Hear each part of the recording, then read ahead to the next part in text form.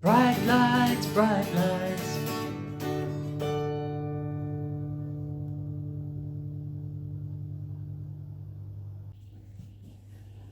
Hi and welcome to this week's Bright Lights of Roslyn Hill Unitarian Chapel, Hampstead.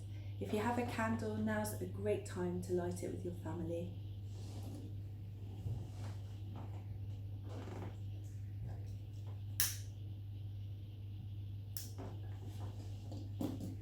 We are the chapel of the open mind, the loving hearts and the helping hands. How are you this week? I hope you've had a fantastic week. We've come up to the spring equinox. So this time next week the clocks will go, they go forward, they spring forward.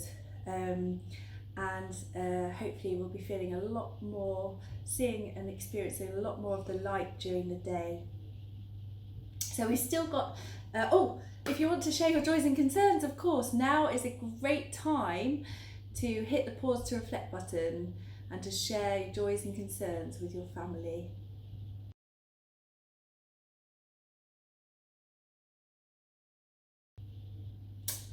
So this month is on commitment, and this week the title is all about conscience. Conscience. What's conscience? What is conscience? You might have heard of the word consciousness or self-consciousness. But what's conscience? You might have watched a film called Pinocchio, and there's a little cricket that sits on his shoulder called Pinocchio, and Pinocchio whispers things to Pinocchio in his ear. He whispers. What does he whisper? He whispers things. And he is Pinocchio's conscience. Have you seen that film? If you haven't, it's a fantastic film and a great story to read. Well, your conscience is how you think and your thoughts and your feelings when something is right or wrong. How do you decide when you get a choice about something? What is right or what is the wrong choice? Do you sometimes get a feeling, you just know in yourself that that when you listen to your conscience, so the idea of listening to that inner voice, it tells you the right choice, to make the good choices. And it's good to have choices, but it's important to make the right choices. So how do we go about that? We have to sort of take time, don't we, and deliberate and think and feel and tune in to. Sometimes we know straight away, don't we? But other times we have to have a think about what is the right thing and what is the wrong thing. And I like to think of it in terms of spirit.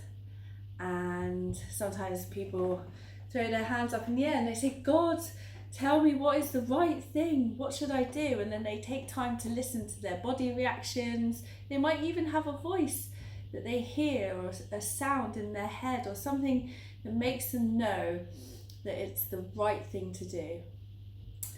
Here is a lovely meditation about tuning in to those feelings. So having a think about what our body tells us that helps us make the right decisions. And I really like this. It's from the Soul Matters pack.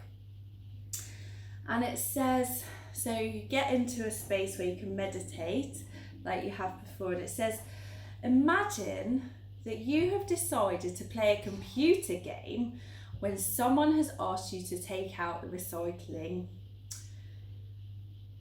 That wasn't helpful, was it? It was a wrong choice. You've decided to go off and do something else when someone's asked you for some help, and you've ignored their request and they need you to help them. It says, can you feel the ways that your body signals to you? Put your hands over your heart, and your heart is right in the middle of your chest.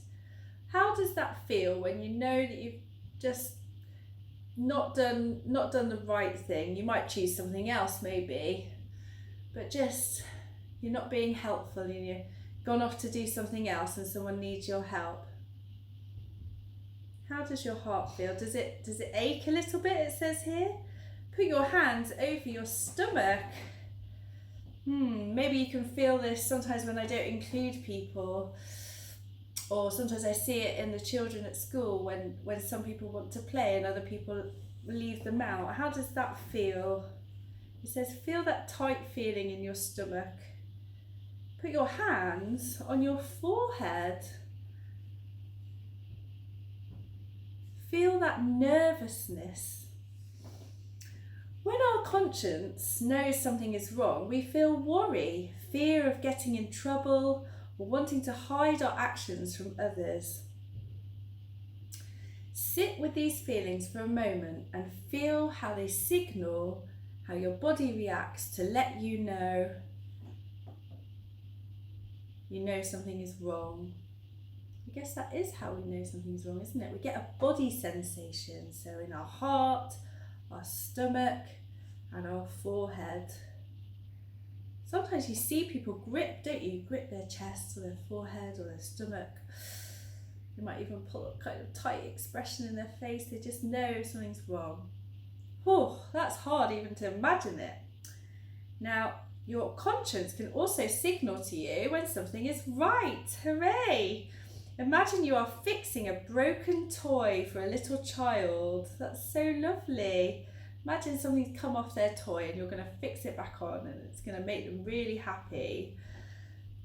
Imagine in your own time when you did something right. Can you feel the way your body signals to you? Put your hands over your heart again. Gosh, it actually does feel really different from the last time when I didn't put the rubbish out or the recycling. Now I'm thinking about doing something helpful for a small child. It says, feel your heart glow. What a lovely idea, your heart glowing. Can you feel it glowing? Put your hands on your waist. Now you can't see me in the video, but put your hands on your waist, just here. And feel it centered and filled with pride. Put your hands on your head and feel it grow with responsibility. Gorgeous. Put your hands on your cheeks and feel the sense of caring. Oh, I love that. It's almost like caring for yourself. Put your hands on your strong legs and feel them strong with honesty. So truth telling is important with conscience, telling the truth. When our conscience knows something is right, we feel pride, a glow, caring, and a sense of peace and balance. Sit with these feelings for a moment and feel how good you feel when your conscience knows you are doing the right thing. That is wonderful. Have a sit with that. Lovely feeling. Doing the right thing. Pinocchio would be smiling, and Jiminy Cricket too, as he floats down off Pinocchio's shoulder with his little umbrella and lands somewhere safe and fun. That is so lovely. Now, I've also got a story to share with you, another Aesop's fable, and it's called The Fox and the Woodcutter. And it's all about doing the kind thing and using your conscience to help other people in the right way. Some hunters were chasing a fox. The fox saw a woodcutter and asked him for help. "Please, please hide me, kind woodcutter," the fox said. The woodcutter told the fox to go into his house. That was kind, wasn't it? He just said, "You can go and hide in my house," said the woodcutter. Soon the hunters came. They asked the woodcutter, "Did you see a fox?" "Oh, the hunters have come looking for the fox." The woodcutter said, No, I haven't." But he pointed to his house. The hunters were confused because the woodcutter was saying no, but while he was saying no, he's saying, no, no, I haven't, like that. But the hunters didn't understand, and so what the woodcutter had pointed out, so they simply went away. After a while, the fox came out of the house. The fox did not say thank you. He just went away quietly. The woodcutter got angry at the fox and said, why don't you say thank you to me when I've lent you my house to hide in? Well, I wanted to say thank you, said the fox, but I saw you signal to the hunters. Your words did not match your actions. So the woodcutter, for some reason, and it's not really as clear why, but he was giving the game away that the fox was actually in the house, even though his words were saying, no, I haven't seen him at all. Like that. And so the moral of the story, what do you think the moral of the story is? What was the woodcutter doing? He wasn't using his conscience, was he? He said, the moral of the story, you should act and speak the same. And how should we act and speak the same? It says here, with kindness. And that's so true.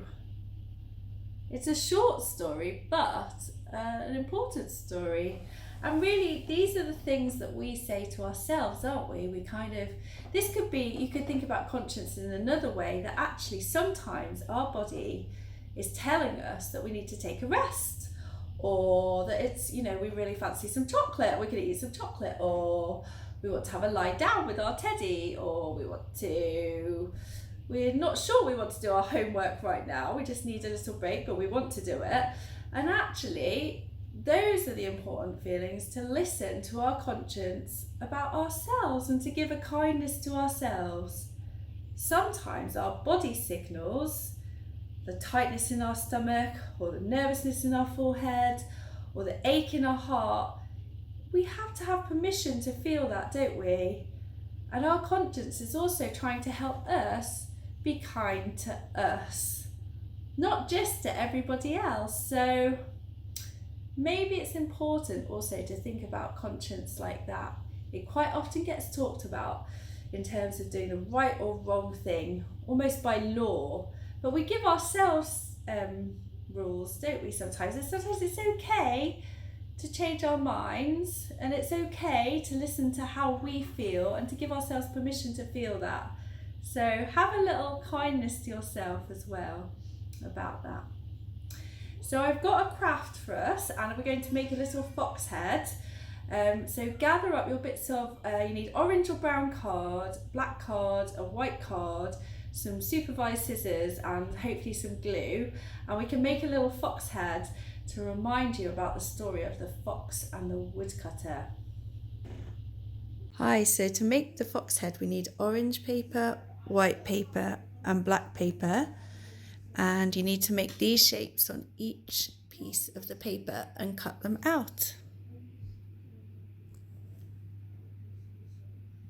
Now I've cut out the pieces and I'm going to stick some of them down. I'm going to stick the ears, so I need the orange, 2 orange hearts and 2 little white hearts, and have them like that, and they're going to be the ears, so that the fox head looks like that. His little ears there, so the heart's upside down behind the tip of his head. Then I'm sticking down half the white heart pieces on each side before I stick the eyes and the nose on. And hey presto, here's the fox head. Oh, I love it. I hope yours came out well, and I love the fact that his shape is made of hearts, so we can all think about the conscience of the woodcutter and that he should have had more kindness and heart.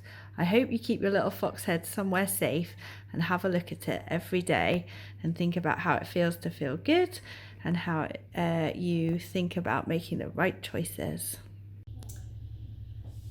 I hope you enjoyed the craft, and now we're going to say the closing words. As we leave this friendly place, love give light to every face. May the kindness that we learn light our hearts and conscience until we return. Would you like to blow out a candle with me, chalice? Have a lovely, lovely, lovely week. As we move into spring equinox, and the clock's changing next week. Have fun, take care, bye. Bright lights, bright lights.